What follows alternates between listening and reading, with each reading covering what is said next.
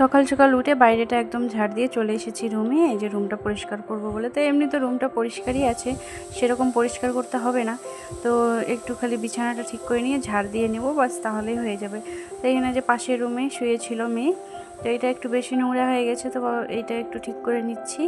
আর আজকে তো ওয়েদারটাও প্রচুর খারাপ, মানে কি বলবো, বাইরেটা একদম অন্ধকার হয়ে আছে, বৃষ্টি পড়ছে।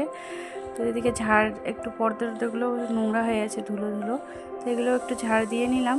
তারপর হচ্ছে যে ড্রেসিং, তারপর হচ্ছে ফ্রিজটা, এগুলো একদম প্রচুর ধুলো জমে আছে। আর ধুলো জমে থাকলে একদম বাজে লাগে, একদিন দুদিন ঝাড় না দিলে এরকম হয়ে থাকে, একদম ধুলো জমে। তো এই দেখো বাইরেটা কতটা বৃষ্টি হচ্ছে, একদম জমজমিয়ে, কিন্তু ক্যামেরা জানি না কেন বোঝা যাচ্ছে না, কিন্তু সত্যি বলতে বাইরে প্রচুর বৃষ্টি হচ্ছে। তারপরে এই যে চলে এসেছি কিচেনে, তো রাত্রিবেলাতেও কিচেনটা ক্লিন করে রেখেছি আমি।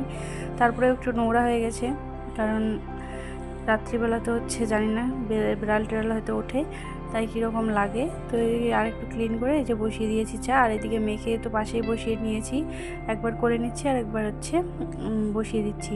এদিকে 5 জন লোক কাজ করছে আমাদের বাড়িতে, তো ওদের জন্য চাটা আমি বেড়ে নিলাম, ওদেরকে আগে চাটা দিয়ে আসবো, আর এদিকে আমরাও চাটা বেড়ে নিয়েছি, এখন খাবো।